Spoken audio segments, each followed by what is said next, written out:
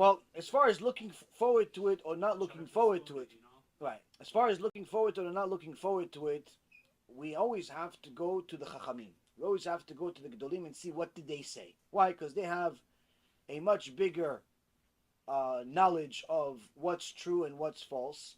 What much bigger knowledge of what Hashem says and what Hashem, expects of us and whatnot. And we go to the biggest and the best. Rabbi Akiva had a rabbi. His name, one of his rabbis' name was Rabbi Eliezer ben Holkinos. Rabbi Eliezer Gadol. In entire Gemara, is the only one that's called Gadol. Chachamim, at the end of his life, asked him, how much Torah do you know?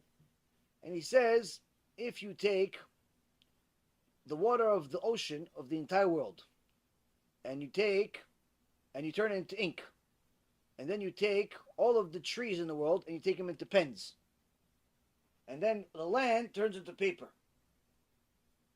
you would not be able to use all that ink, all those pens, and all that paper to write the Torah that I know. And the Torah that I know is not even a lick in the water in comparison to the Torah that my rabbis know. That's how much Torah Rabbi Eliezer ben Holkinos knows.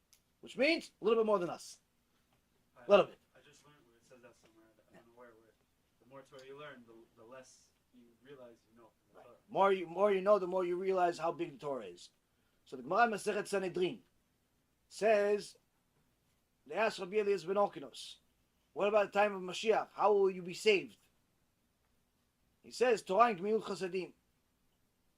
He says, they ask him, do you want to, do you want to be alive at the time of Mashiach? He says, I want Mashiach to come, but I don't want to be alive when he comes, because of how difficult the test is going to be right before he comes, whether it be the war, or it be the poverty, or the different things that the prophet says is going to happen. The real Chachamim wanted Mashiach to come, but not during their lifetime, because of how difficult it will be before Mashiach comes.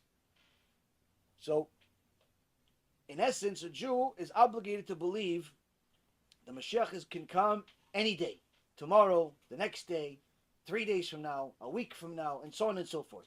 Obligated to think that Mashiach can come any day, not because he wants him to come or not wants him to come, but because that means he's obligated to do tshuva today. Because once Mashiach comes, there's no more tshuva.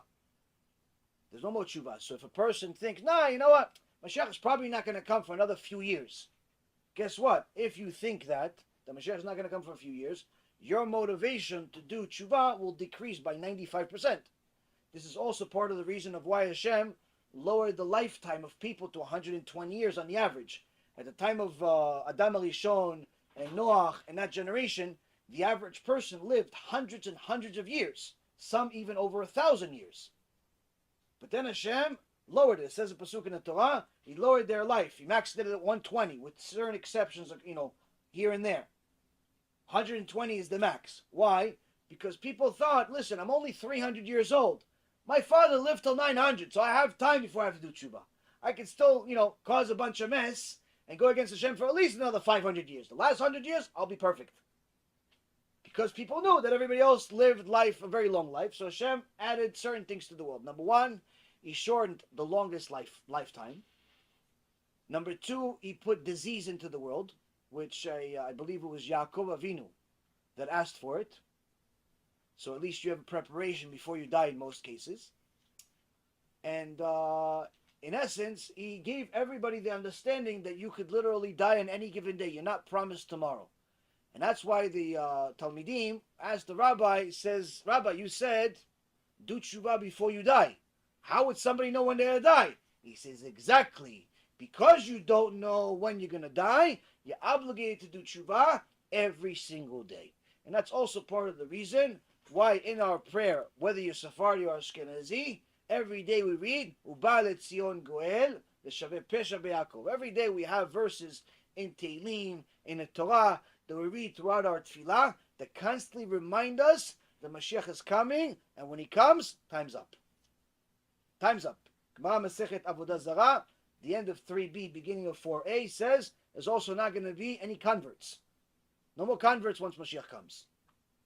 Meaning, why? Why no more converts? I want to convert now that I know Mashiach is here and it's the Jewish one, not the Christian one. I want to be Jewish. He goes, yeah. Now there's no free choice. Once you know that we're the winning team, of course you want to join us. Of course you want to join the winning team. The key is to be a winner before you know who's the winning team. That's the key. The key is to do tshuva before you know that there's a lot of things, bad things are happening. So that's the thing. A Jew has to do tshuva as soon as possible, because also anyone that's done tshuva, or at least is trying to do tshuva, knows that it takes a lot of time and a lot of effort to do tshuva. Even the basics. It's not like, oh, you start keeping Shabbat, you eat kosher, you pray every day, and maybe learn a little bit, that's it, you did tshuva. That's not tshuva, my friend. That's the beginning of tshuva. Tshuva means you have to work on your character traits, perfect your character, get rid of bad midot. There's a lot of things to tshuva. It's not just doing mitzvot. There's a lot more than just doing mitzvot. And even the mitzvot, a person that's doing tshuva doesn't even know what he doesn't know. So even if he starts keeping Shabbat, he doesn't realize he's still a mechalel Shabbat because he doesn't know all the halachot Shabbat. You don't know all the halachot on day one. So you could probably be, mechalel Shabbat, but accidental because you don't know the halachot. If you violate Shabbat because you simply don't know, you haven't gotten to it, then it's considered shogeg. It's accidental sins. But if you are not learning, and that's the reason why you don't know, then the Mishnah in Avot says, Shgagat Talmud Ola Zadon. That if your accidental sins are as a result of you not learning Torah, then Ola Zadon. Then it's considered in Shamayim as if you did it on purpose. Why on purpose? Because you didn't know, because you purposefully didn't study. So therefore your accidental sins are considered purposeful sins. But if you just simply didn't get to it, you learned every day, you just didn't get to this specific halacha, then it's still considered shogeg. It's a sin, but it's an accidental sin. Much, much less a decree.